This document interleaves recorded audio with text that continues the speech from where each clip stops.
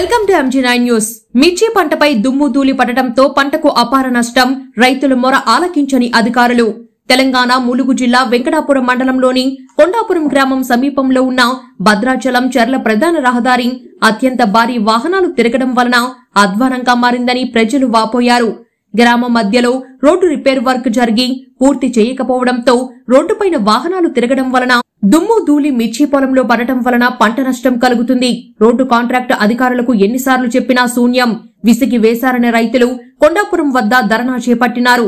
గ్రామంలోని ఇళ్లలోకి దుమ్ము ధూళి వచ్చి ప్రజలు తీవ్రంగా అనారోగ్యం పాలవుతున్నారని ధర్నాలో పాల్గొన్న ప్రజలు MG9 న్యూస్ ప్రతినిధికి తెలిపారు. MG9 టీవీ న్యూస్ ఛానల్ తో ములుగు జిల్లా రిపోర్టర్ షేక్ ముస్తఫా. అధికారులకి అందరికీ నమస్కారం అండి. ఈరోజు రైతులందరూ ఈ లారీలు, ఇసుక లారీలు వీటి వల్ల దుబ్బ ధూళి మిరప తోటలన్నీ నాశనం అయిపోతున్నాయని ఎన్నోసార్లు అధికారులకు చెప్పడం జరిగింది. మొన్న ధర్నా కూడా చేయటం జరిగింది.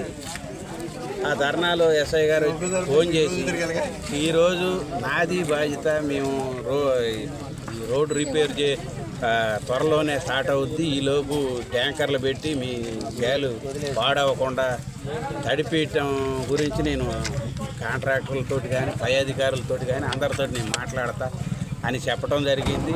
ఆ SI గారి మాట గౌరవంతో చొప్పున మేము ఆ ధర్నా విరమించడం జరిగింది. కానీ మళ్ళీ SI గారు చెప్పారా లేదా మాకు తెలియదు, కానీ అది తడపటం కానీ ఇంకోటి కానీ జరగలేదు. ఇప్పుడు వారం రోజులు అయిపోయింది, మా తోటలన్నీ పాడైపోయినాయి అని SI గారికి, మన MRO గారికి, అధికారులకి మొరబెట్టుకోవటం జరుగుతుంది. అయినా పట్టించుకుంటాం జరగలేదు, ఎవరు రాలేదు, ఈ ట్యాంకర్లు రాలేదు, తడపటం లేదు.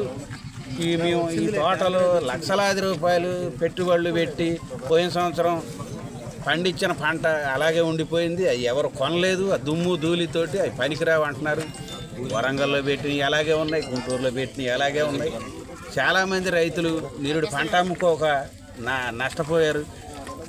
ఈ సంవత్సరం అన్నా సరే, ఏదో పోయింది, పోయిన సంవత్సరం పోయింది. ఈ సంవత్సరం అన్నా తోటలు వాతావరణం అనుకూలంగా ఉంది, 4 కాయలు కాపించుకొని ఈ సంవత్సరం అన్నా బయటపడదామంటే ఈ సంవత్సరం కూడా అదే పరిస్థితిలో రైతులు ఆందోళనకరంగా ఉన్నారు. కాబట్టి అధికారులు కానీ ఎవరన్నా ఒక అధికారి వచ్చి మాకు పరిష్కారం చెప్పేదాకా మేము ఈ ధర్నా విరమించుకోదలుచుకోలేదు అని మీడియా మిత్రుల ద్వారా చెప్పడం జరుగుతుంది.